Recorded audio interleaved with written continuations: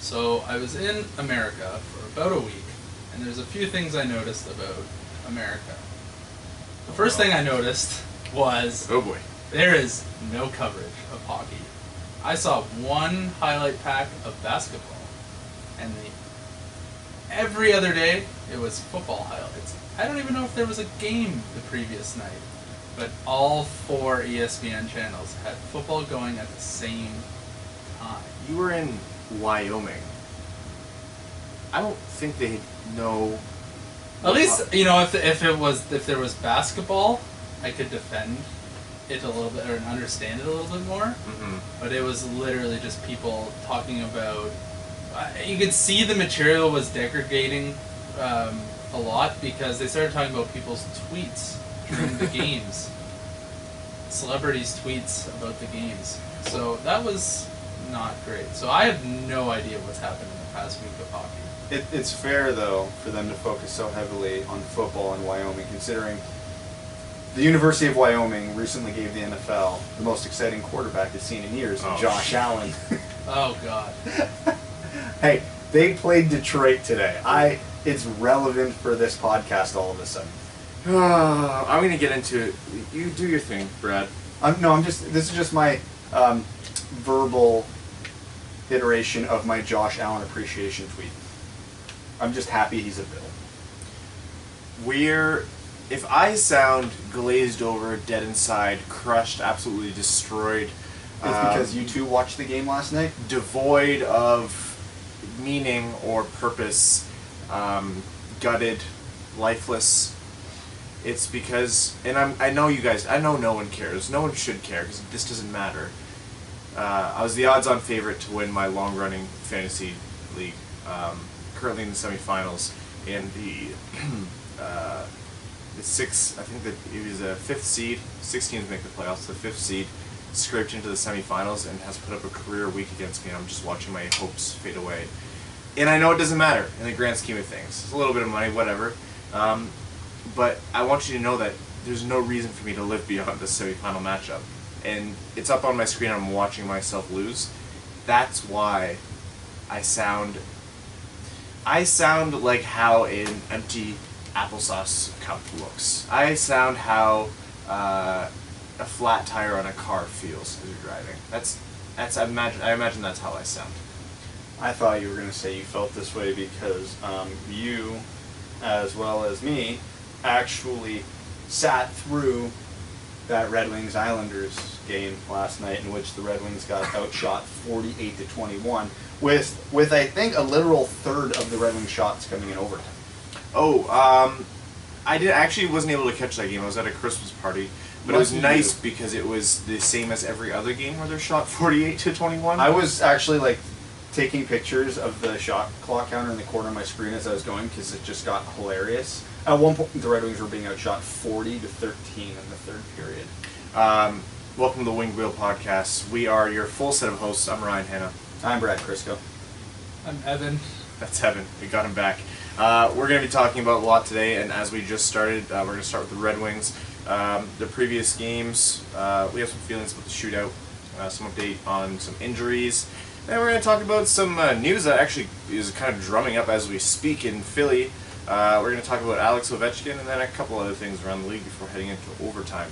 First, the games. We'll start with the most previous game, the Islanders game, in which Detroit squeaked out a point somehow. These are the types of games that are going to keep Blashillow's job, and I'm going to lose my mind. Because everything about the Red Wings that game screams they should have lost 8-0, except Jonathan Bernier played out of his mind. And the New York Islanders goaltender, Thomas Greiss, was real bad. And they got a point out of it.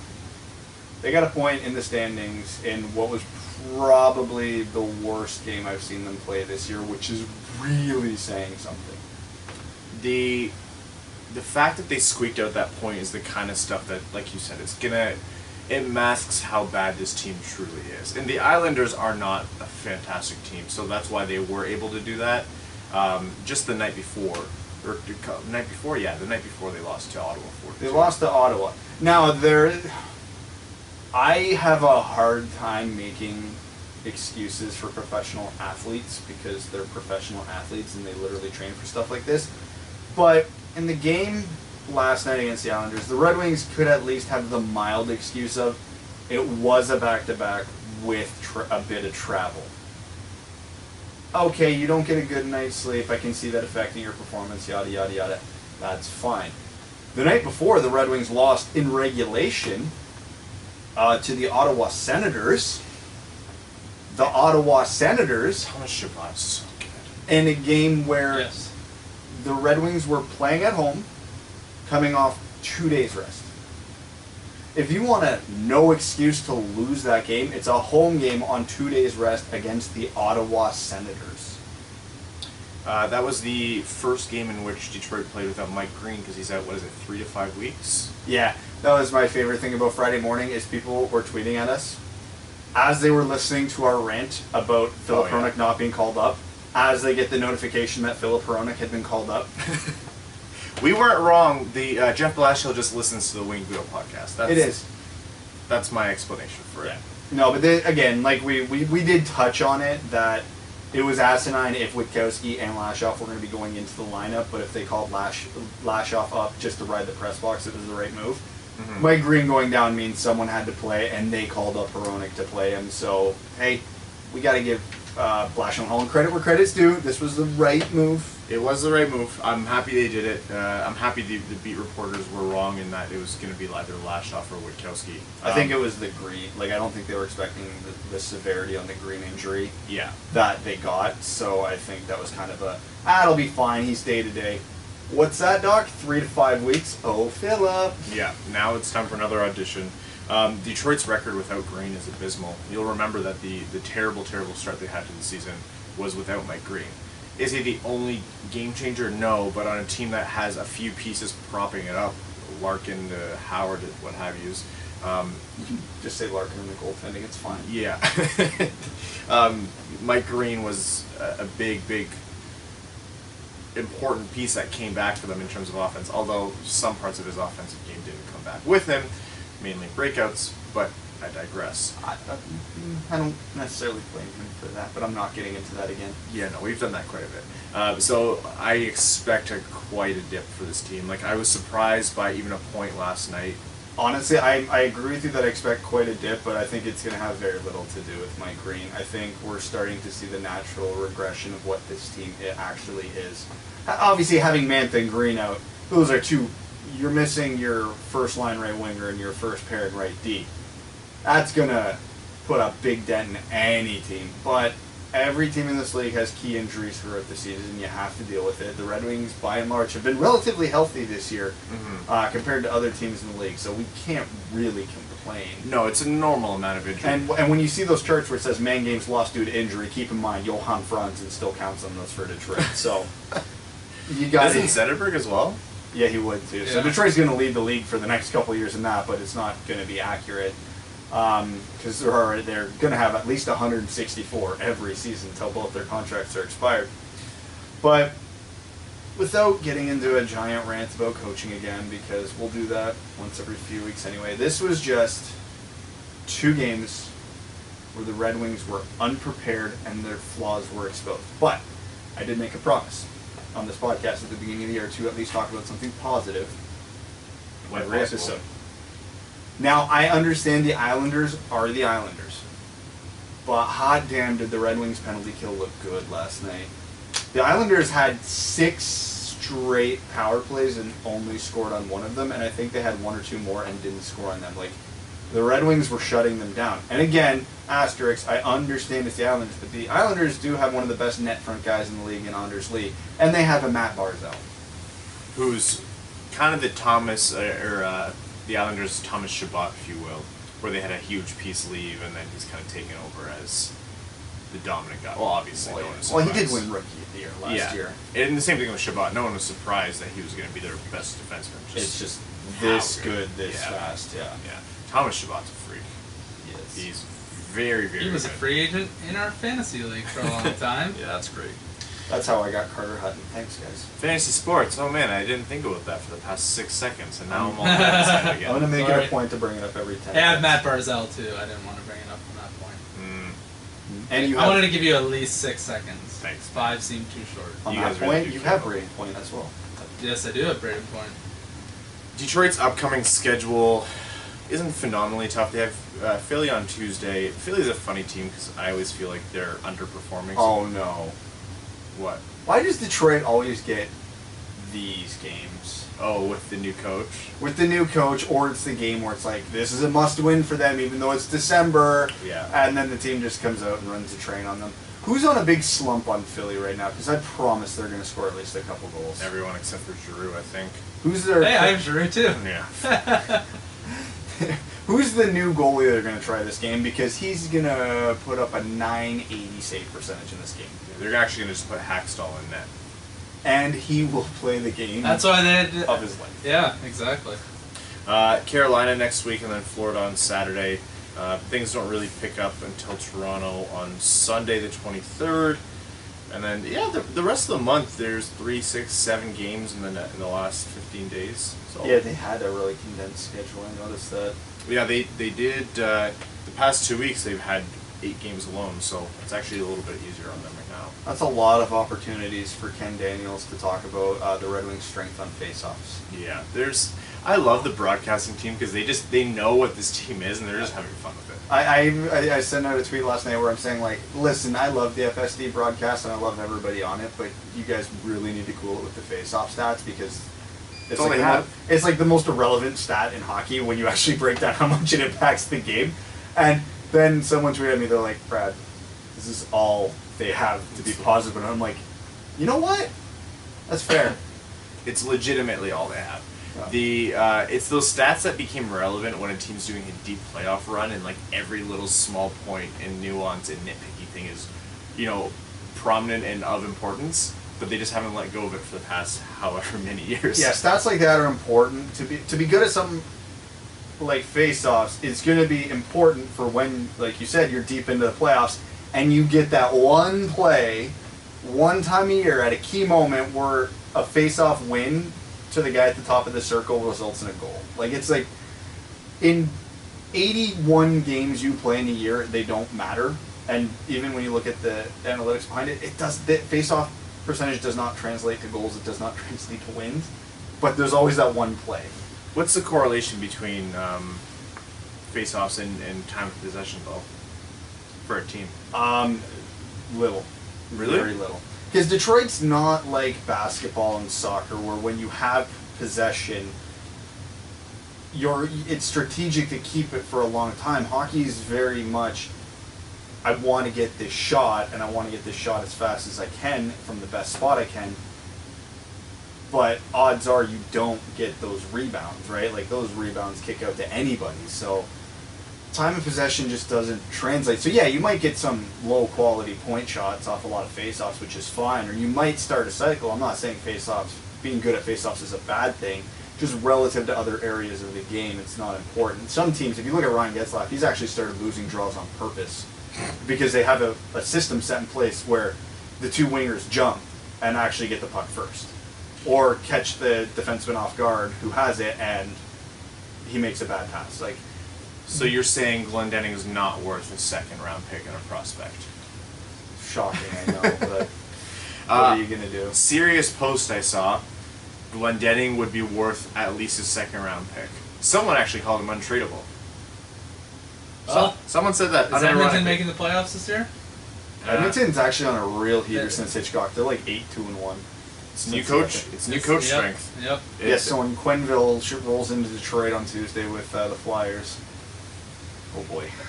Yeah, we'll get to that rumor in a second. So Detroit's outlook for the rest of the season, honestly, is like the games for a team that just lost Mike Green. It's not an abysmal set of games. Like a lot of those are Detroit might be able to squeak out a point or a win or what have you, but it's not. And they got outshot 48-21 and still got a point. This team's just gonna scrap and claw their way to the 12th pick. They allowed both LA and the Islanders to shoot 43 plus times on them. Yep. So that's about what you can expect. Good notes. Hronek is up instead of Lashoff, which is great. Bad notes. Green wasn't the only notable injury within the Red Wings organization recently. Philip Zadina. Nobody knows what the severity of the injury is yet. Griffin's Nest has been keeping me apprised. Griffin's had a road trip to Rockford for a game tonight. Zadina did not accompany. And it was irritating because he scored a really nice goal last night too before he got injured. It looked like just a harmless bump on the boards. The camera angle didn't really show what happened, but he got bumped, went down, looked like it was his knee, maybe ankle. He just wasn't putting any weight on that one leg. And here we are, and he's supposed to leave for the World Juniors on Thursday. Yay! Yeah, that's the other thing we were talking about. That would be sorely disappointing if he had to miss the World Juniors. It's bad enough that Bergman won't be there. The World Juniors to boost his confidence would have been a huge, huge opportunity. So fingers crossed it's just a short-term thing. World Juniors obviously start on the 26th, so 10 days might be worth just resting, taking it easy, and then... Although I wouldn't be surprised if the team doesn't release him if they think that he could re-aggravate the injury. Yeah. So... We'll see. Speaking of World Junior news, we yeah, have to talk about it before. Team Canada announced their final cuts. Sort of. They have two guys whose injury status is up in the air, and depending how those guys play out, they may have to release one more forward, but their defense is set. Their goaltending is set. We don't care about their goaltending. We care about their defense. Our boy, Jared McIsaac made the team as an 18-year-old. And keep in mind, this is a primarily 19-year-old tournament, so it's not insignificant that he made it as an quote-unquote underage. No, so they keep an eye out. He's a player to watch for Detroit. What about Joe Veleno? As of right now, made the team. Good. Now keep in mind, one forward still to be released, but they cut a whole bunch of forwards Friday night. Veleno survived. They're just waiting on injury statuses and looking at who's left. If they had to cut one more guy, I'm not betting on it being Veleno, so I think he's all right. Calling it now, tournament MVP. I'm just saying it. Okay. Joe Veleno. I think they had him penciled in on the third line, but we'll go with that. Yeah, well. So, but again, also another 18-year-old as well. So now it's going to be different circumstances for Veleno and McIsaac because McIsaac, because he took the traditional route to the QMJHL, next season has the option to play in Halifax or Detroit. That's it. Obviously, he's not going to make Detroit next year, so he's probably back in Halifax. So he's looking real strong to be a two-time Canadian World Junior player. Mm-hmm. Because Joe Veleno, this is his fourth season in the CHL, he's eligible for Grand Rapids next year. So, but the way he's playing this year, I'd bet on him being in Detroit next year anyway. He's less likely to be on the World Junior team twice. So this might be his one and done at it. Yeah. The tournament starts on Boxing Day in Canada, the 26th. Any other... Again, that Berggren injury kills me. I know, and it's hip too, which is... No, is it hip or back? Back. So concerning. You don't want to see an 18-year-old with a back injury. No. But still, it's exciting that McIsaac made it. McIsaac was seen as a safe pick. Not like a home run swing, really. Was projected to be good if all things panned out for him. Really, it was another great value pick for Detroit in the second round with where they took him. I think it was 35, 36? 36. But he's had a fantastic year. It's been overshadowed, obviously, because Veleno's been the story in terms of Detroit's draft picks having a great year in the juniors. But Jared McIsaac is definitely a player to watch. I think going into this camp, Jared McIsaac had 26 points in 27 games. He was 1 point under a point per game as a defenseman. And it's not insignificant, too, that to this point in Team Canada tryouts, McIsaac and Veleno are still there while guys at their positions who were drafted ahead of them were cut. 13th overall pick, Ty Dellandrea, a centerman, did not make the team. 28th overall pick, Nicholas Baudin of the Hawks, did not make the team. There were guys drafted in last year's draft, picks higher than Veleno and McIsaac who were taken, who did not make it. That's my favorite spin on it. It's a demonstration of the kind of value, well, early and not concrete, but it's a demonstration of the kind of value Detroit got in the first and second round last draft. It's crazy to think that there is a reality we live in where Zadina and Berggren could be complete and utter busts, and it's still a great draft for Detroit. That's insane. all it takes is for Veleno to be if Veleno ends up as a number 2 center in this league, that's a successful draft for Detroit. And then if McIsaac's a top 4 defenseman on top of that, if you find a top 6 center and a top 4 defenseman in the same draft, that's a 9 out of 10 draft. 100%. That's as good as you can do short of hitting an absolute superstar. We're gonna move on to the. We didn't talk about the shootout. Oh, we didn't talk about the shootout. Let's do the shootout. Let's do the shootout. I have some stats pulled up because I've noticed a trend. Not even a trend. I've noticed some hard, concrete evidence that every time the Red Wings have a shootout, it goes Franz Nielsen, Thomas Vanek, and Gus Nyquist in that order without fail, unless one of them is not playing. Detroit's had, what, 5 shootouts this year? Yeah, and they're, what, 2 and 3? I want to say off the top of my head. Something like that. I'm going to read out the shot attempts and goals. Franz Nielsen, 5 shot attempts in the shootout this season. 1 goal. Dylan Larkin, 3 shot attempts. 1 goal. Gustav Nyquist, 5 shot attempts. 1 goal. Andreas Athanasiou, 1 attempt, 1 goal. Michael Rasmussen, 1 shot attempt, no goals. Justin Abdelkader, 2 shot attempts for God knows what reason, 0 goals. Well, there was that one. 0 goals. 9 rounds. 0 goals. Thomas Vanek, 4 shot attempts, 0 goals. Ha! I knew he hadn't scored. Someone lied to me on Twitter. Detroit has 4 players who have even scored. No one has scored more than once in the shootout this year. Athanasiou with the best percentage at 100. 100%. Really? Why don't we just fire off Athanasiou out there 3 times? Now, here's the thing. I will defend Blashill for throwing Nielsen out there every time because he is the all-time leader in shootout goals. He's had a bit of a cold streak this year, but shootouts are a coin flip, so that's fine. I'm sure that will balance out for him. It happens. Vanek is usually good in these, but he's been all around bad this year, and he's been bad in the shootouts, and yet he's still trotted out there, not sure why. I honestly don't remember Nyquist ever being good on the shootout, except for that one string of 3 shots where he went backhand 5-hole on everybody, and then stopped doing that, and then stopped scoring. He was good. So Detroit had, like, over the course of a full season where they didn't win a shootout. It was like 12 shootout losses in a row. And then they, like 3 years in a row, they started to win a bunch, and it was Nyquist's goals that kind of turned things around, and so that's why it's so notable. I don't even think it was Nyquist most of those times. I remember the one heater. He had that one move, and it was working perfectly, and as soon as the NHL caught on, he just it's the move that Larkin does better now. Yeah, and Athanasiou is great in shootouts. Mantha, I don't know if he's even taken a shootout attempt in his career, but he's pretty successful on breakaways. I know he hasn't been playing, but for point of this conversation, he was available in a bunch of the shootouts this year. Might as well just put Cronwell and Witkowski out there and roll the dice. Honestly, it's the other team. The Red Wings have become so predictable in just about every way. And in the one area of the game where you can be as unpredictable as you want and literally no one will judge you, Blashill still does not vary from the same 3 guys. It is maddening. Athanasiou is the best player on this team in breakaways by a country mile, and you don't even attempt him in the shootout? I think that would go to Larkin.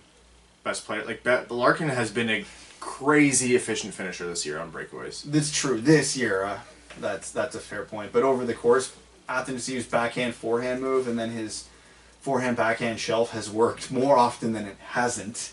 Mm-hmm. And because he's got moves to both sides, like Larkin does, those 2 guys create unpredictability with the goalies. Because I understand what Nielsen does in the shootout. He comes in the same way every time, and he has 2 things.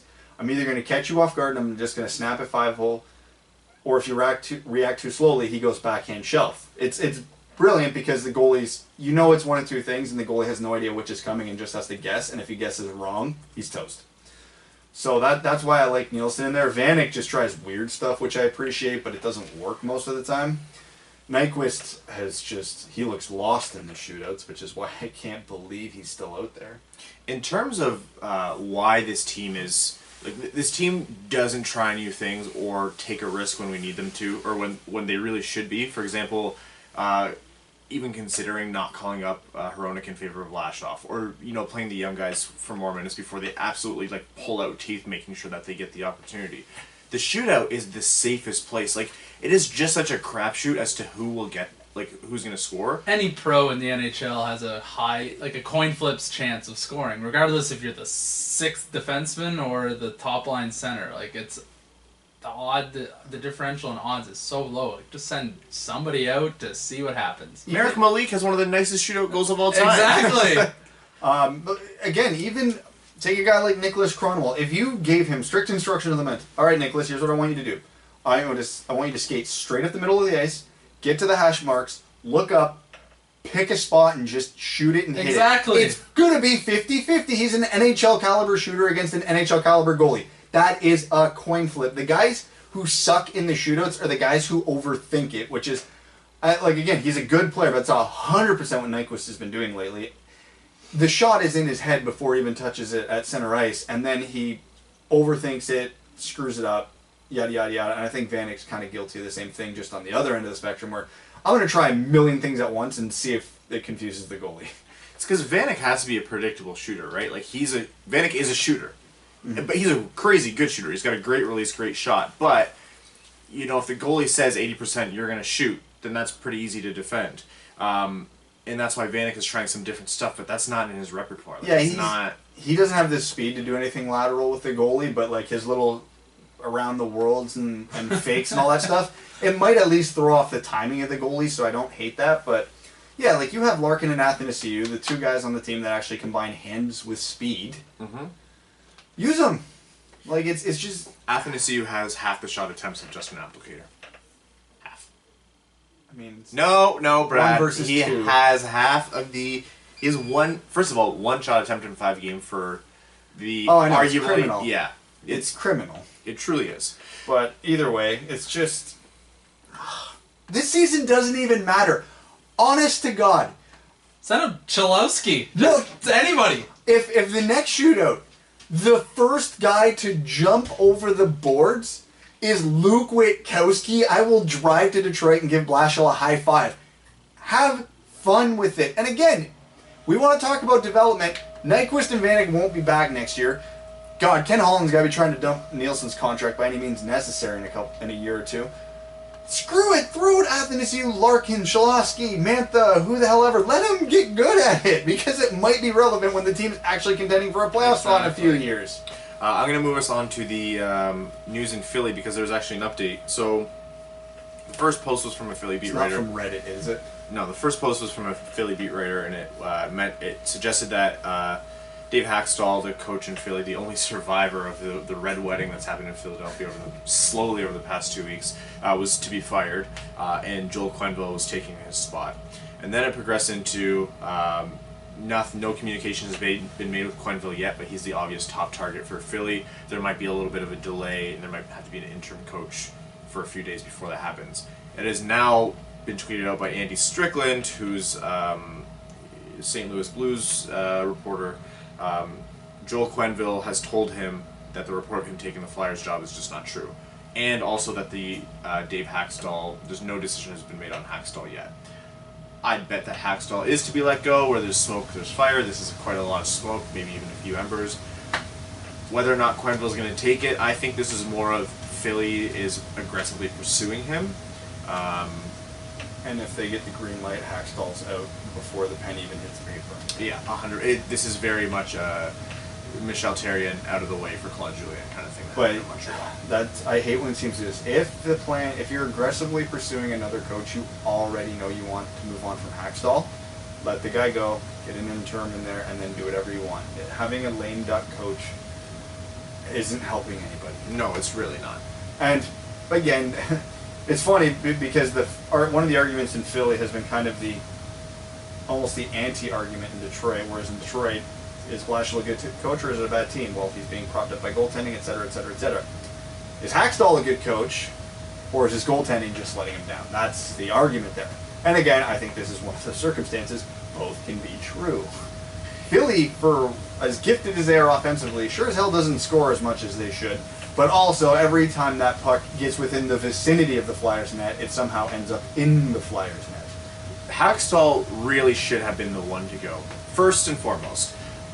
No, Hextall, and yes, these are 2 different people. Hextall, the former GM, wasn't perfect. I think he was fine to stay through. I think Hacksaw was the bigger problem. And so, to me, it's only a matter of time. The way they're doing this is weird, though. Why now? Why? What? Because they have. It's not just that Philly's been losing the past couple weeks. It's bad. They've been getting either blown out or blowing huge leads. Like they had a game in Calgary a few nights ago. They were up 5-3 with a minute left. They lost that game. Oh yeah, a friend of mine who's a Philly fan. He's actually like super knowledgeable on Philly. We should have him on one day. He texted me. He goes, Chuck Fletcher getting the full Philly experience on the fields. That wasn't good. Oh, what was the turnaround time on that blowing that lead? I think Anderson scored with about a minute left, and Monahan tied it with about 7 seconds left, and I think they won it in overtime less than a minute in. Yeah, it's Philly. Things are weird. Philly is a talented team. They have the talent to win, but what's happening? okay. Philly is the classic example of, again, I'm not going to sit here and say Hackstall's a great coach, and he would be the guy to guide this team. But also, Philly's a classic case of if they even had league average goaltending right now, they're probably hovering around a playoff spot. The East is not a hard division to make the playoffs in. It's hard to win your division for sure, or conference I meant to say. It's hard to win your division for sure. It's very top heavy, but everything in the middle, like Detroit is technically in the hunt, so to speak. Please don't take that seriously. They're not actually, but they're technically in the hunt. Philly shouldn't have a problem making the playoffs this year with their roster in my mind. No, they shouldn't. They have Provorov and Sanheim on defense and a couple other good pieces. Their forwards are stupid. Voracek, Giroux, Couturier, Konechny, Nolan Patrick, Wayne Simmons, James Van Riemsdyk. When one of those guys has to play on your third line because there's 7 of them, it's criminal you're bad. That's I think all of them would either, everybody I just rhymed off there would either be the best or second best forward on the Red Wings right now. Oh yeah, without a Like, doubt. it's stupid. They I have say the that goalie problem. You know what goalie that would solve their problems? Timothy Howard. Yeah, what if we send Jimothy in a second and you send us Provorov? I couldn't even get through that with a straight face. But again, if there's and here's the thing that's hilarious to me. So getting back to the thing you were saying about Hextall, like it was ridiculous that they fired him. Apparently, the several outlets have reported that the disconnect between Flyers management and Hextall was very similar to that and the Aquilinis and Trevor Linden in Vancouver, where they want the slow, traditional rebuild, let the prospects come up, let Carter Hart season the AHL, let him come up next year, et cetera, et cetera, et cetera. Like, this is how you win. Now, Hextall is a bit more extreme version of it than Linden, and the ownership's like, no, it's been long enough, start winning now. And when Hextall refused to go out and make those big splashy moves to win now, ownership said, all right, it's enough, we'll get someone else to do it then. I understand that he's new there, but Fletcher hasn't done anything yet. And it's been like a week. But your season's fading away. If he doesn't trade for a goalie in the next week or two before the Christmas freeze, honestly, they're not far away from just saying, why bother? This season's a write-off. I don't think the same ownership that just said, you know, we're going to switch a GM because we want to be more rough and tumble to make a change to the way we play right now is going to give up in the season. They seem like the ones to hang on too long. Philly is currently last. I did not realize that they were last. Of course they're last. They're allowing like 6 goals a game. Sounds like my beer league. Ottawa's allowing more goals than them by a lot. But at least that's a beer league where there's a good chance your team will score 7. The goalie got his skates on the wrong feet. Oh boy. Oh yeah, there's some dusters. Yeah, so we'll see what happens in Philly. I would guess that Hackstall's going to be fired. I'm going to say, like, right now, if you made me pick one or the other, I would say, yeah, Quenneville will go there, but that's just a feeling. It's not anything concrete quite yet. We're going to move on to Alex Ovechkin. At the age of 33, is on pace for 74 goals, is it, Brad? He's on pace currently to score 74 goals this season. He has 29 and 32. Let this sink in. We are still over a week away from Christmas, and he's 1 goal away from 30. It's like a fine wine. 30 by Christmas. Alex Ovechkin is the greatest goal scorer in the history of the NHL, and I honestly can't see an argument for anybody else at this point. No, it's done. Like that, it's not. It's. I would say it's about as done as like Steph Curry being considered the greatest shooter in the history of the NBA. Like Alex Ovechkin is the greatest goal scorer this game has ever seen. Era adjusted, not era adjusted, doesn't matter. This man is the greatest goal scorer this league has ever seen. He's done it so consistently for his entire career.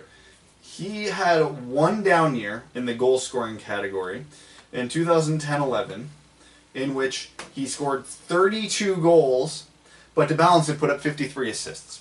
Oh wow, tough year. That was his down year. One. His that ties his career low for goals. He also had 32 goals in the 12-13 season, and if you're wondering, yes, that was a lockout short half season. I think that was a lockout. Yeah. He scored 2 hat-tricks in the past week, was it? Yeah, he scored a hat-trick against Detroit on Tuesday. In his next game against Carolina, scored a hat-trick. And then my highlight of the week is... Yeah, let us know what he said. After the game against Buffalo last night, he was in an interview with a reporter, and they were talking. And he's like, yeah, Baxi and Oshie were great. They were giving me a lot of chances, but, you can't get one every night. To which the reporter responded, Alex, you scored. It doesn't even register in his You head. did get one tonight. Wow. Unless it's 2 or more, it doesn't register in his head. Doesn't matter at that point. If you... How many goals would Alex Ovechkin have if you only counted his multi-goal games?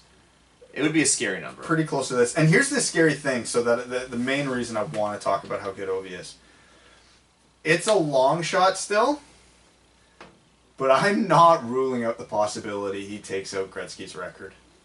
He's 256 goals away from Gretzky's all-time goal record, which is obviously a huge hill to climb when you're 33. But let's say he plays till he's 39. He's got 6 more seasons in him. That means he has to put up 43 a year. That's a lot. That's a lot, but he's on pace for 74. He needs this one year where he just explodes for like 55, maybe 60. If he scores 60 this year, 50 next year, takes a lot. That's what I mean, a lot more realistic. Yeah, like he'll probably have to, if he has 2 more huge years, like it looks like he's going to. And keep in mind, the NHL scoring is going up now. He probably only has to average about 35 for his last 4 seasons. That's not crazy. Because he's not a guy who relies on his speed to score goals. The way he plays the game, he might lose a bit of his physical element, but, man, he's a shooter. You can sustain that. Brett Hull sustained that all the way up till he was 40. Yeah. Who's saying Ovechkin only plays till he's 39? Sports medicine has gotten better and better. He could play he could add 3 years. I'm being conservative. And here's the crazy thing. Alex Ovechkin has lost 1.5 years of his career to lockouts. Yeah, and he only got 64 goals. He's he had that one down year where he only got like 70 points or something, and people were like, should we trade him in his contract? I'm like, his contract will go down as one of the best contracts in the history of the NHL. And it was one of those ridiculous 13-year contracts when he signed it. When the NHL, like, when they had those new rules, and all the teams were like, all right, if you say so, and the NHL was like, oh no, wait, stop. And then we had a second lockout. Yeah. Yep. Alex Ovechkin, I actually consider, like, he's one of those Russians who wants to go back and play in Russia to like put a capstone on his career. But if he's within striking distance of Gretzky's record, he'll stay to do it. Oh yeah, and again, 100% he'll stay to do it. He's the type of physical freak who could maybe pull a Chelios and play till he's 45. The guy was on a bender for like 3 straight months, and he still has this many goals already. Stanley Cup hangover, he's still hammered. Yeah. That right now, Alex Ovechkin is still in that window from like 8 a.m. to like 1 p.m. when you wake up, you're like, I'm not hungover at all. Then it's because the hangover's delayed. Yeah, it's coming. Yeah, so, and again, the projections we did for him needing 43 a season, that's assuming he doesn't score another goal this season. He might score another 35 this season because we're not even halfway into the season yet. It won't happen. It won't happen, but he's 3 goals off pace of going 50 goals in 50 games, which hasn't happened since the Gretzky. Gretzky was the one to do it, right? Oh, like the only one? Maybe Lemieux did. No, Hull had to have done that in his 86 goal season. That's actually a stat that I should know. Yeah, fun fact, era adjusted, that's the single greatest goal scoring season in hockey history was Brett Hull's 86. Huh. Yeah. But for trying to think, because I don't. If I had to put money on the table, I'm not betting that he breaks Gretzky's record, but I think It sure is exciting to think about. It is. It is, but how's 802? Very much in his range. So, what did we say he needed? 256 more? Yeah, something like that. So let's say he pops in another 30 this year. 226. So, this is to get to Gretzky's record. So that's how many more off that? So shave another 90 off that. Math with Brad. So play 6 more years. He needs to average 23 goals a year to get over Gordie Howe. I'm betting on that. I would say that happens. That's happening. He'll be the third 800 goal scorer in NHL history. And he did it. And is doing it. Where a good chunk of his career was in the dead puck era 2.0. So is he a Hall of Famer? Well, He's only got 1 cup, so I don't know. second Yeah, ballot, maybe. It's all about the rings. No gold medals. That's so. true. I don't know. We're going to move on to some quick hits. Andrew Ferentz had some interesting comments that we haven't brought up, and it was about the previous iteration of, or what years was he talking about? Like 2012, I think he was in Edmonton, yeah, from like 2012, 2016. Wasn't that like kinda right when they drafted Yakupov? Yakupov, Hall, Nugent Hopkins, Eberle, that era. So, for those who haven't heard it, he was on the 31 Thoughts podcast earlier in the week with Elliot Friedman and friend of the podcast, Jeff Merrick. Mm-hmm. I love saying that. Anyway, so, and he was talking about how when he got to Edmonton, he wasn't. When you read the paper versions of his quotes sound a lot more harsh than they actually were. He was just talking about, like, yeah, there were guys after the game who wouldn't take their conditioning or their sleep schedule very seriously. They'd be out till 3 a.m. They had this aura of practice of, if you're trying too hard in practice, you're a loser, which, anybody who's played any high level of hockey knows there's idiots like that at every level of hockey, no matter where you go. It's like, oh, look at you, try hard. And he said, like, you're professional athletes, you shouldn't be doing that, yada, yada, yada. And then every outlet immediately took that as he was dumping on the Taylor Halls, the Eberles, the Nugent Hopkins. They were the young guy. They were the young guys. If you listen to his quotes a couple times through, you'll notice one thing. He never says young players. He never singles out and says it was the young guys. Which is funny because Hall has a reputation of being a partier, especially in Edmonton. Yeah, like, odds are, generally the young guys party harder than the old guys. This is true, but he never specified that. He never named names. And if all of this was true, which we don't know if it was true, he seems like an honest guy, so I'd bet on it, but we don't know that. I mean, of course he has a right to be pissed off about that.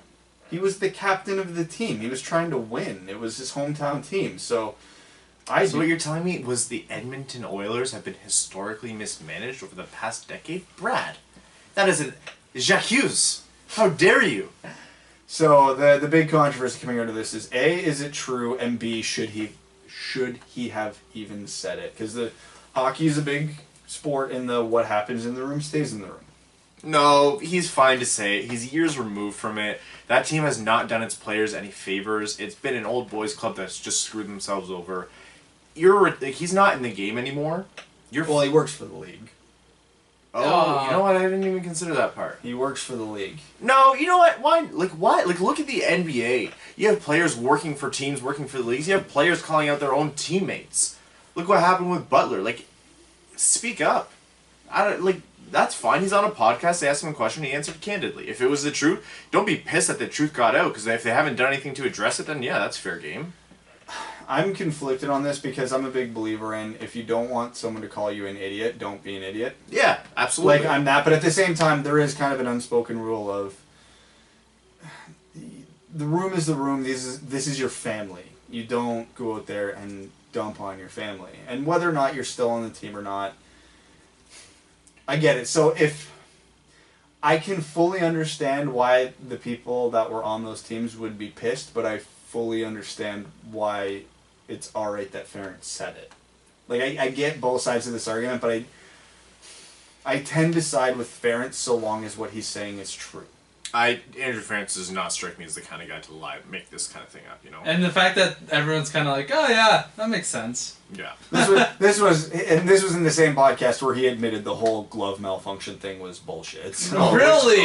Wow. Wow. You don't say. Although he did have a funny story about that where he's like, yes, we need to avoid a suspension. Say anything you can. He's like, well, I actually am wearing new gloves tonight, so they are pretty stiff. That's actually really funny. Yeah, so they're like, let's just run with that. Good for him. And I'm also the type of person who, if we go back to that series, and I want to say it was 2011, I don't even think that should be a big deal because it's hockey. Who cares? Let the man have some fun. He's like, yeah, but there's children watching. Yeah, there's children watching grown men punch each other in the face. This is far from the most offensive thing. Have you seen what's on TV and on the internet? This is very mild. Oh, yeah, it's very much in line with like the way TV shows and movies get rated. Like you say more than one F-bomb and you're immediately rated R, but you can like Game of Thrones watch someone's innards spill out because they've been cut open and they're like, yeah, PG-13. Yeah, just make sure the kid's not like, I don't know, be in the room with them. By 13 they've seen a lot worse than that. Make sure it's like after dinner. Yeah. Not too close to bed though. We are going to move over to overtime, where of course is the time for our Patreon patrons to shine. Patreon.com/podcast if you want to join in the family, because all of our patrons, among other things, get their comments read out on air, guaranteed, as our way of saying thanks. We're going to start off with Brendan B. Singer. He says, I saw that new animated Spider-Man movie. I believe it's Spider-Man Into the Spider-Verse. This week, and it was awesome. Totally exceeded my expectations. When's the last time you've come out of the theater from a movie that completely exceeded your expectations? Controversial take. Solo, a Star Wars story. Wow. I enjoyed it. I thought it was I never saw it because I wasn't buying into it. No, I think it came. I don't think it was by far like great. I think Rogue One is like the gold standard of like the non-trilogy based Star Wars movies. I get that. Really, you like Rogue One? Oh, I think it's the best one. That was the one at the end where they are on the planet looking into the ocean. Yeah, oh, yeah. really? None of my friends who are hardcore fans like that spin-off. We saw each other at a restaurant accidentally after we had seen Rogue One. That was, free. A&E restaurant. We can't give it free. No, no, you know what? They overcharge for beer, so I don't want to Yeah. get them. For me, like I'm the type of guy who tends to overhype myself for movies, and then they just either live up to expectations or don't. But the one where I actually went into it recently, and I'm like, wow, that was great, was actually Deadpool. Because all the marketing leading up to it, I'm like, there's no way this movie is going to live up to how good... The first one, you mean? First one, Oh, okay, yeah. I'm like, there's no way it lives up to how good the trailers have been, how good the marketing's been. Like, this was one of the best marketed movies of all time from just a pure hype standpoint. So I went into the movie expecting it to be good, but I'm like, it can't live up. And then I watch it, and I'm like, that's one of the funniest movies I've ever seen. So that one's probably mine just because my expectations were unrealistically high, and it somehow still exceeded it. I haven't... Do you guys see many movies anymore in theaters? I watch a ton of movies. In theaters? Yeah, I go a good amount. The last good one where I was blown away was Grand Budapest Hotel. I saw that awesome. at the little hipster cinema uptown. Apollo. No, the Princess. Oh, the Princess, yeah. Yeah. I love doing the Oscar noms. I love watching all the Oscar noms. Yeah, me too, and I'm like 5 years behind. Yeah, same. Yeah, there's find your local cinema that's not like a major chain. Yeah, and they usually run events. The popcorn's cheaper. They'll serve beer there. A year membership, which gets you into movies for free, is like $14 for the entire year. Yeah, they like the one in Kitchener. They let you take beer in, or you can they buy sell beer you beer. there. Yeah, and they sell like nice craft beers, and like they just they put on National Lampoon for free. And I think they do like The Apollo. the Oh, the Apollo. And I think they do like kids cartoons on Saturdays until noon or something. They do a lot of cool stuff. That's Yeah. one way that would help me get through watching Minka's cartoons, is to just get hammered. Yes. Except they can only start serving at 11, right? You know what? We'll show up at 10:45. It's fine. Just bring in an open Coke bottle, and bring a straw. No, just bring in the flask, bust out the flask, and all the other parents will be begging for some shares. That is true. Kaylin Wood says, frantic, scattered post incoming on my way to a movie. From last week, Detroit should probably have a boxer as their doggo. Brad, I know you'll like that. For the simple and obvious homage to Joe Louis. That's good. Joe Louis. Dylan Larkin is filthy, and I love him very much. What's your favorite Christmas/holiday cookie? I'm a pleb, and honestly, I just love the standard sugar cookie with frosting, but not those mega ultra sweet kind. Subtlety is key. Christmas cookie. Peanut butter cookie with the chocolate Hershey Kiss on top. That's too rich for me. My aunt used to make like the shortbread cookies, but just like generic. I don't even know what type of icing it was, but they are so good. I don't like sweets, but I can literally just dummy a plate by myself. I like a classic sugar cookie, like sugar on top. That's it, nothing else. Yeah. What's your favorite bar food? A good buffalo wing reigns supreme for me. Flats only, drummies are for wimps. Second is nachos. Cheers, buds. Let's go Red Wings. If wings count, then wings. Hot wings, not hot to the point where it irritates you, but you know, you gotta get above medium there. And yeah, I'm pro flats all the way. Yeah, I like drums, but flats are amazing. Yeah. I'm addicted to chips, so nachos. Oh. The pulled pork nachos from Ethel's on a Sunday after 4 are $9. Oh, that's not bad. Gr800 says, on the topic of jerseys and alternate jerseys, what if the NHL treated alternates in the way that most European soccer clubs treat their jerseys? That is, what if the NHL teams had basically a new alternate each year or every couple, switching things up just slightly? While European football clubs often do this because of sponsorships, they also do it because it generates revenue and interest, and fans can buy a new jersey regularly to support the team. I think it would be awesome if we tried out a new alternate jersey each year and fans had the option to get a different look whenever they'd like. Don't care for this year's alternate? Fine, wait a year and see what happens. Also gives an opportunity to be a bit more topical as cities and clubs evolve and or celebrate different designs for teams that have several in their arsenal. Surely there will be enough love and hate for any given year's alternate to generate conversation and publicity, which is almost always a good thing. I like Wings barber poles a lot. Also like the original outdoor classic and the old black and red from the late 90s we never actually used in games. What do you guys think?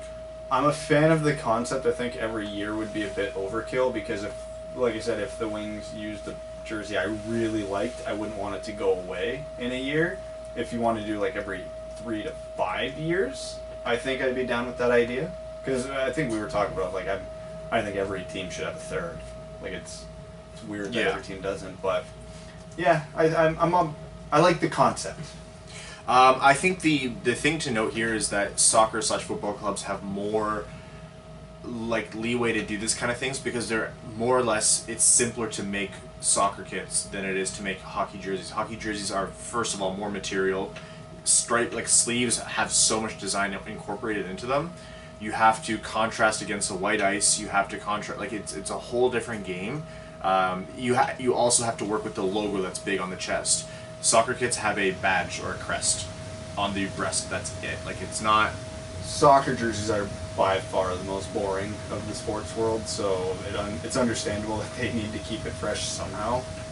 Hockey jerseys are the best of every professional sport, so we don't have quite the need to spice it up every so often like they would. Mm-hmm. Christian Cillian says, hey guys, or maybe Skillian, I'm sorry if I said that wrong. That means you're new, because I haven't seen this one before. Hey guys, been listening for a while and finally became a patron. Thank you so much for the support. Welcome to the family. Don't have an actual hockey question, but I just want to see what Hogwarts houses you think the team would be sorted into. Oh god, this is a Ryan question for Keep sure. up the good work. Let's go Red Wings and go blue. I know almost nothing on this topic. I've seen one Harry Potter movie and it was like the fourth one. I'll tell you this. Dylan Larkin is the prototypical Gryffindor. 100% Gryffindor. Athanasius is Slytherin.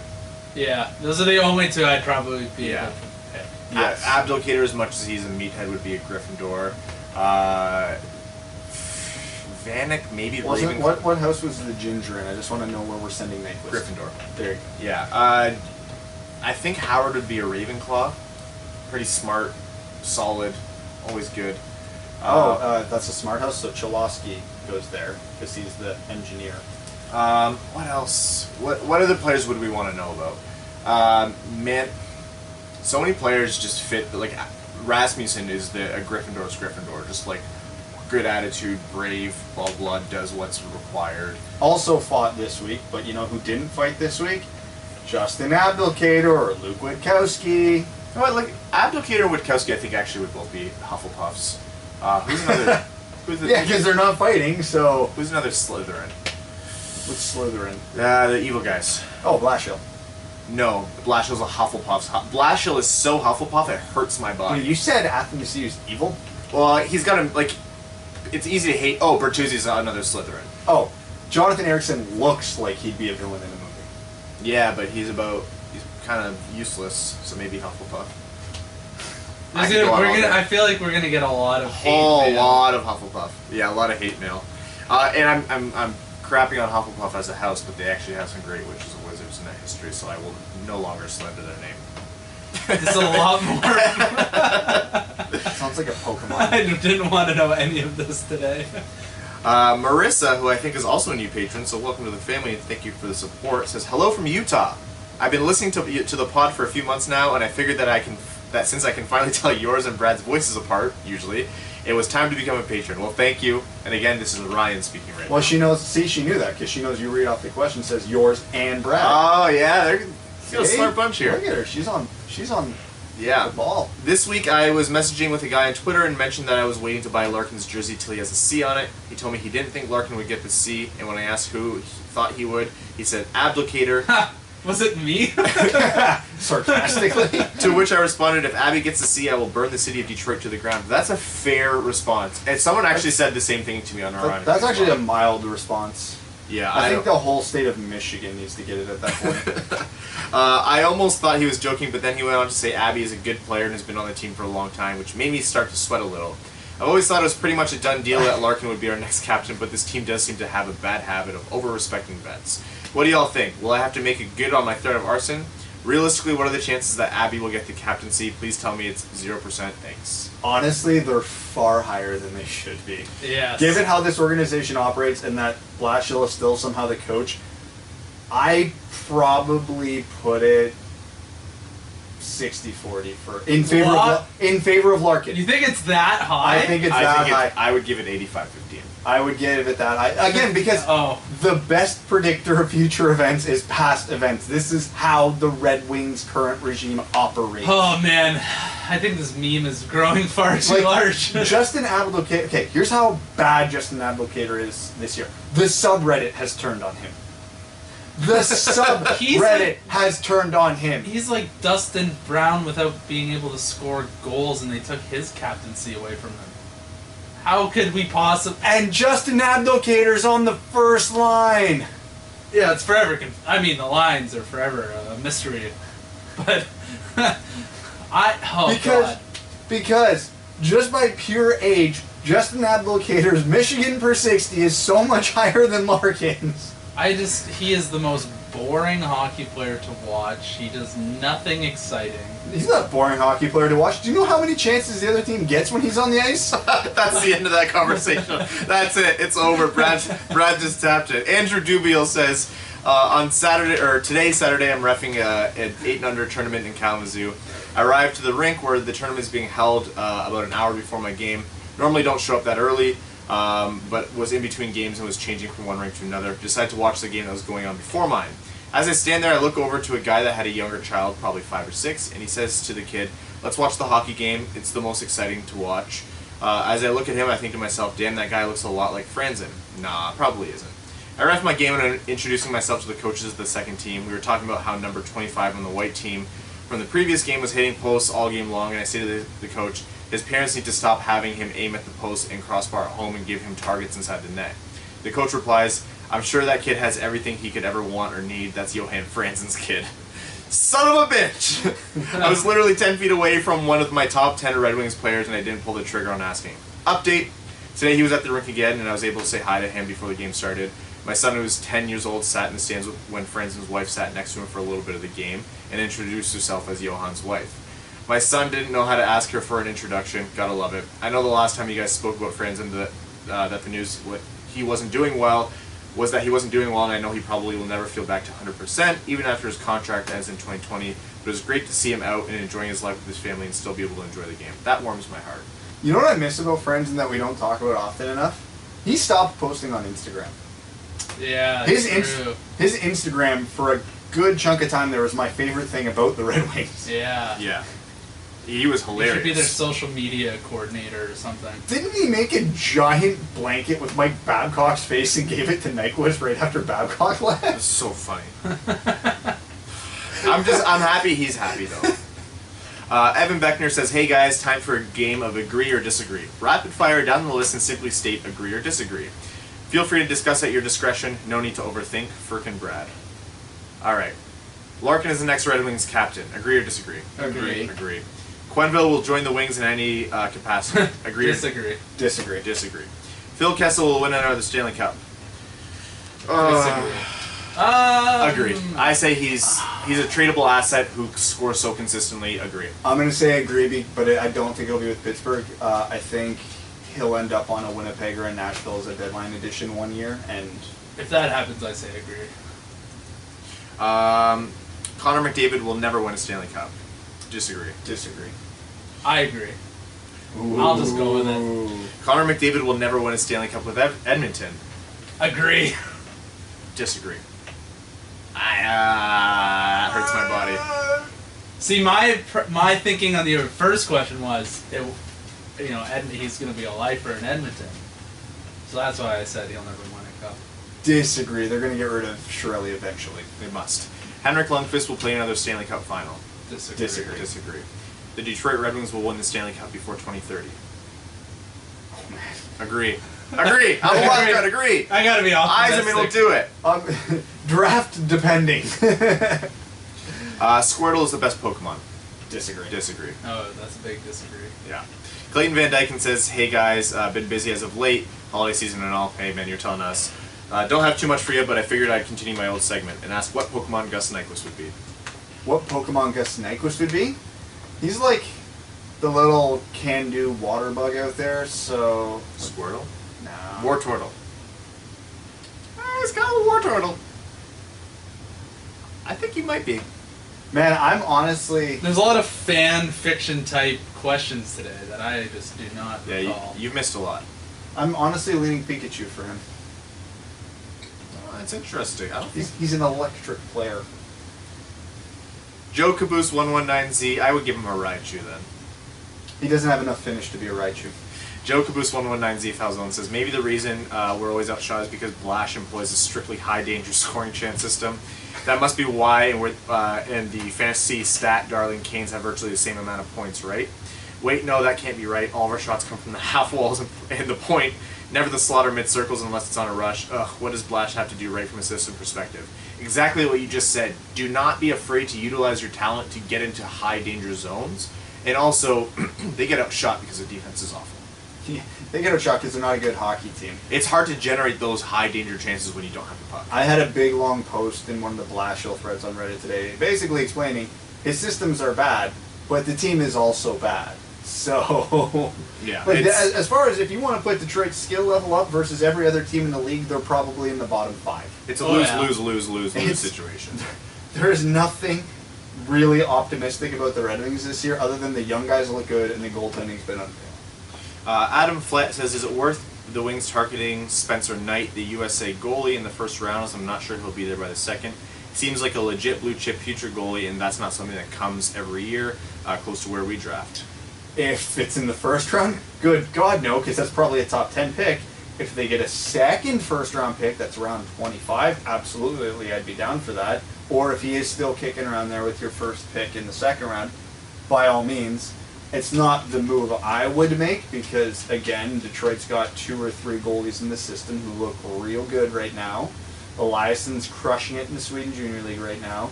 Larsson's been good since coming back from his injury. Petrozelli's still got a chance. I think the Red Wings have other areas they need to address first, but if they did it, hey, I don't think it's the worst move ever. Secondly, as we're going through what would this Red Wing be if they were phase, how would you distribute the players through the realm of Game of Thrones? Oh, man. Oh my god. That's tough. Blashill is Cersei. Cersei's far too intelligent to be Blashill. No, just in the sense of ruining everything he touches. Okay. The Starks are... Hold on. Larkin's a Stark. Yeah. Larkin's a Stark. He's Jon Snow. Yeah, because he had his bad sophomore season, and that was when he, no spoilers, didn't live. Pavel Datsuk is Ned Stark. Oh, God. I'm a big fan of Robb Stark, so I'm not ready for any of this. Just throwing that out there. Okay, so if Cersei is not Blashill, can we agree Blashill's Joffrey then? He's just... No! You just want to punch his face every time it's on screen? No, someone who does something stupid. Blashill is the brother, or the Rob's uncle from River Run that doesn't employ his war strategy and basically loses them the war and gets Rob killed because then they need to go to the phrase where the Red Wedding happened. I know that's a little bit too deep, but like he Okay, let's just do it this way. Just rhyme off characters and we'll just pick a player that fits it. Rhyme off characters? Yeah, just go through the main The character. Mountain. The Mountain. Jonathan. Michael Rasmussen. Todd Bertuzzi retired a few years ago. Yeah. The Daenerys. Daenerys? Sedina. Yeah, he hasn't quite made it yet, but First he's getting season there. Daenerys is Sedina. You're like, you're supposed to be really important, but are you yet? So And then he starts coming on. Yeah, yeah. good. Khal Drogo. Jonathan Erickson. Because he looks like him, kind of. Yeah, and he dies very early. Erickson had that one good season, and then he just passed. He just died. Yeah. Game of Thrones characters. So Jon Snow is Dylan Larkin. Yeah. Who's Robb Stark? Who's Robb Stark? It looked like he was going to be really good and then just faded out into nothing. There's a lot of candidates for this one. Yuri Hoodler. Littlefinger. Justin Advocator. He's the Yes, imposter. he's always there, and you're like, why are you there? Oh my God, Justin. Why does everybody respect you? Why are you in another position of importance? Why do you control this army? Why are you on the first line? It does not make sense. You're not, and you were nothing. You came from nothing. Oh my God, Justin Advocator is Littlefinger. That's it. We can't do anything. That's legitimately the perfect. No, yeah, that's. I want to come back to that. I really want to think about these because we didn't even go through Arya, Sansa, Joffrey. We got so many to go through. Oh, maybe we'll do it when the show comes back on. That's soon, isn't it? Hope you guys are set. Yeah, it is. Hope you guys are set for Christmas, especially Mika, who is a better host than Evan. I've got my girls' ride on Unicorns this year. Christmas Day, I'll be in Narnia. That's awesome. Thanks for all your hard work, guys, and Merry Christmas from Scotland. Merry Christmas, Adam. And thank you for what's such a great question. Warm Chord Music says, hey guys, it's been a while since I commented, so I figured I'd drop in and say hi, and see if you guys agree with Mike Green and DeKaiser's injuries being a blessing in disguise.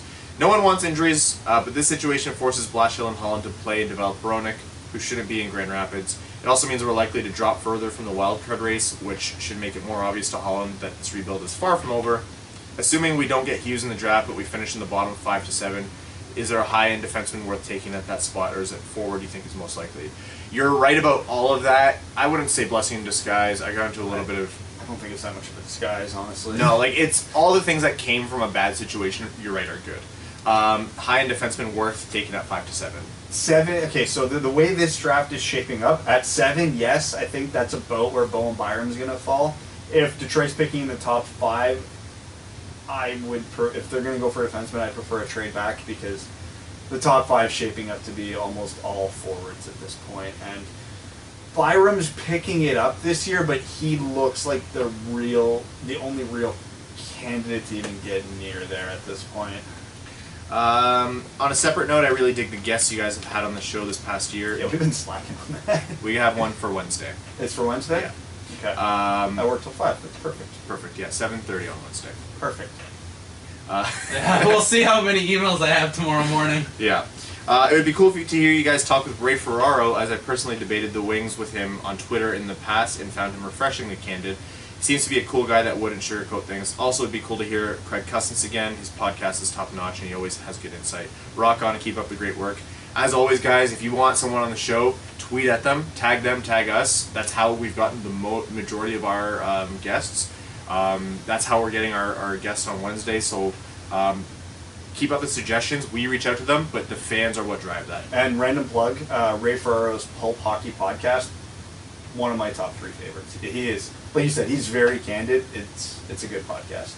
Stan Olsen says, hey guys, hope all is well. What do you guys think is a fair asking price for Duncan Keith? Not for the Wings, of course. Who are some rental players you guys could see moving this year other than the guys on the Wings? Oh God, there's going to be so many. Just pick anybody on St. Louis, anybody on LA at this point. Yep. A fair price for Duncan Keith. Man, he's not been good this year. I think a second is about the most Chicago could hope for. Isn't his contract wildly bad? No, his contract's wildly it's good. Seabrooks who's bad. It's Seabrooks that's bad, yeah. Chris Cannell says, hello, gentlemen. Looking back on this past draft, how much of a steal is McIsaac looking like right now? What percentage do you give of Valeno to make Team Canada? Also, is there any news on the Zadina injury? Hope he's okay to play at the World Juniors. Great work as usual. Keep it up. So right now, it looks like there's a 98% chance Valeno makes it. It's 100% that McIsaac makes it. He's on. They've set the defense. Yeah, McIsaac looked like a hell of a steal. Like I said, he made the team over guys who were drafted ahead of him in this draft. To kind of revisit McIsaac a bit as to why he fell, I was happy with the Wings picking him at 36, but I wasn't nearly as excited about him as the other 3 guys that the Red Wings picked ahead of him. Mainly because I did not see the offensive upside there with McIsaac. Like, you knew he was a reliable defender. You knew he was good positionally. He was a smart hockey player. It's just you didn't see the offense. Yeah. This year there's offense, so I've become infinitely more optimistic. I still don't think he's going to be a guy who's going to break 40 points regularly in the NHL, but a guy who could put up 30 to 40 and be a good puck-moving, reliable defenseman, yeah, that looks like that's actually a pretty good chance he's going to develop into that. Justin Klinsky says, sup boys, are you missing the dog farts similar to your listeners missing Evan? I don't miss the dog farts, but I'm sure you guys missed Evan, so it's good to have him here today. Yeah, I'm struggling right now. Yeah, we'll make it. Why not replace him with Mika? Oh, Mika's got the attention span of a teaspoon, or a goldfish. Cute as hell. Fun fact, today we successfully got her to properly pronounce Athanasiu. No way. Actually, we were talking... Your daughter pronounced Athanasiu before she's been properly potty trained. Yes. Because it's I her respect favorite. you so much more. She sees him on the screen. She's the only Red Wing player she can pick out, and she always used to say, happy to see you, and then I would just be like, oh, is that Athanasiu? And so we were talking, we went out to breakfast with my grandparents this morning, and we were talking about, they were making fun of me for how much Mika likes hockey, like that's a bad thing. And I said, yeah, she can point out her favorite player. And so I pulled up a picture on my phone. She's like, Athanasiu. And I'm like, whoa, wait. You've never actually nailed that before. So, smart kid. Too smart for her own good. Yeah. She's actually chasing us around the house. We need to find a way to lock the door.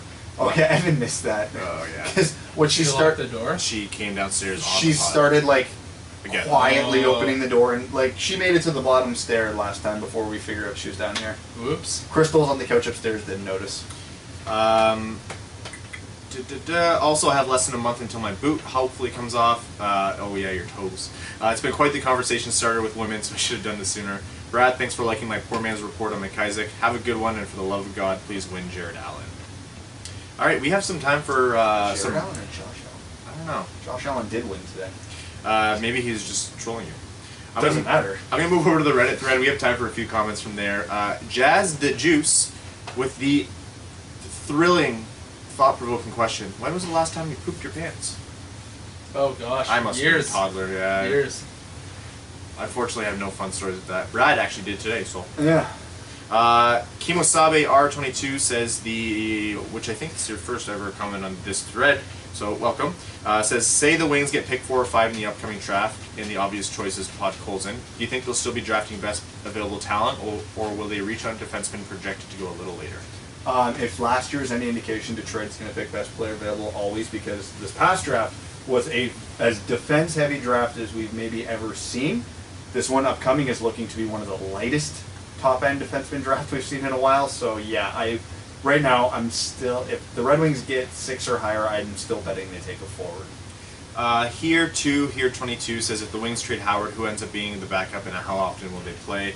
Love the podcast and happy you're at 2 a week right now. Let's go Red Wings. I'm going to say Satchery, but I'm also going to say there's a good chance that Detroit will take back the other team's backup goalie. Like an Allen kind of thing. Just to free up some cap space for the other team, and because, hey, Satchery and Rebar have looked like a pretty good tandem in Grand Rapids, so I don't think Detroit wants to screw with that unless they want Fulcher to come up, which wouldn't make sense. So Smart Rick actually had a comment for Kimosabe's comment. He said Byram is going to be a good D-man, but probably not a reach at 5. Broberg would be more of a reach at 5. Byram has a pretty high floor, and Broberg has a higher ceiling, in my opinion. But a shooter like Podkolzin would be all right. Yeah, no. Right now, like I said, I think the top 5 is still Hughes, Kakko, Doc, Cousins, Podkolzin. Although I've seen a lot of rankings starting to come down on Podkolzin over the last month or so, so I have to go back and watch some of his recent games to see why. So apparently he hasn't been doing too well with his current club team, but the last international tournament he played in, he was great again. So I don't know. But guys like that do well in tournaments but don't do well all season, give me pause. Whereas Elias Persson was the polar opposite. He crushed Sweden, but like was underwhelming in just about every tournament he played. So I don't know. Scouting's weird. Weddy Lufa says, with the Burakovsky trade rumors floating around, do you think it'd be worth it for the Wings to try and get him? What do you think it would cost? Nope. Yeah, I don't. He's not really the target. Nope. He's not old, but he's too old now for Detroit to justify. Burakovsky is what he is. If you're trading for him expecting to get something more than a third line winger, well, we got lots of those. Evan, think of a comment or a number between 1 and 5. 5. Alright, Reason is Virtue says, I thought about your comments on goaltending and your concern that Holland will pass up an offer that is too good. I think the Blues and Phillies are future-oriented, and so they don't want to give up futures to acquire a temporary solution in net. What about one of these two trades to Calgary? Calgary is really bad in terms of goaltending. They would be a serious contender with him. You would offer Howard for Flames second next year. They don't have a second this year. That upgrades to this year's first if they make the conference finals, or next year's first if they re-sign Howard. We would likely have to take Smith back and retain some salary, but he's only on 1 year. Yeah, I would take that. Yeah, 100%. The other is Lindholm and Allen for Howard and Nyquist, plus a second from us that downgrades to a third if they sign both Howard and Nyquist in offseason. Again, that would have to be a year out from this draft to make the condition work. They might want a prospect instead of a pick, but Lindholm is the same age as Manthan on a good contract. Hold on. Lindholm? And Allen, yeah. Lindholm plays for Anaheim. I think he meant... No. We're talking the defenseman Lindholm or the forward Lindholm? Forward. Because he's been crushing Calgary, and they're not getting rid of him. Yeah, well, I think, and that's, like, obviously you would take that trade, but I don't think it's happening. The salary going both ways is comparable. The first one, I think, is a good indicator for the kind of trade that people might not be big on, but I actually would really like that for Detroit. There will be conditions based on if he resigns or not. Yeah. And then we have time for one more. We'll do this one that's right in front of me. Jacques Straps says, really love the pod, guys. Listen every episode. Just started watching some of your YouTube videos to see how awkward you guys are in person. Sure are. Don't have a Wings-related question, but a general one surrounding a penalty from last night's Blues game. That's not bad. What's your opinion on the penalty Tarasenko received for using Parayko's stick? I didn't know his stick is above regulation because of his height. Is that a right call to give Senko the penalty given the circumstance? Just seems like a gray area and never seen a call like that. Okay, for background, for anybody who missed it, I don't know who the referee was in this game, but I have never seen a ref more on the ball than this guy. So there's a handful of players in the league who have an exception because they're like Chara, Myers, Parayko, because they're like 6'7", 6'8", 6'9". So the height of their stick goes above the required legal, what is allotted by the league, whatever it is you want to call it. But they get the exception to use those sticks for obvious reasons. So Tarasenko got a penalty because he picked up Parayko's stick and attempted to play the puck with it. Because Tarasenko didn't have the exception to use the stick, it was a penalty. Had Tarasenko picked up, say, Jaden Schwartz's stick, it would have been fine. There would have been no penalty there. I think it's technically a penalty, and it technically should be. Otherwise, it's exploitable. The fun thing is, we can actually have fun with this because that was a penalty taken in overtime, and St. Louis scored shorthanded to win it. So all's well that ends well. But I personally, I think the rule is stupid because as someone who myself is like 5'9", using a stick Chara size would not help me in any capacity of the game of hockey. So I don't see why there's a limit on length of stick. Do they think someone's going to come out with like a 20-foot stick and just like try and poke everybody from all ends of the zone? It's a dumb rule, but kudos to the ref for being that on point.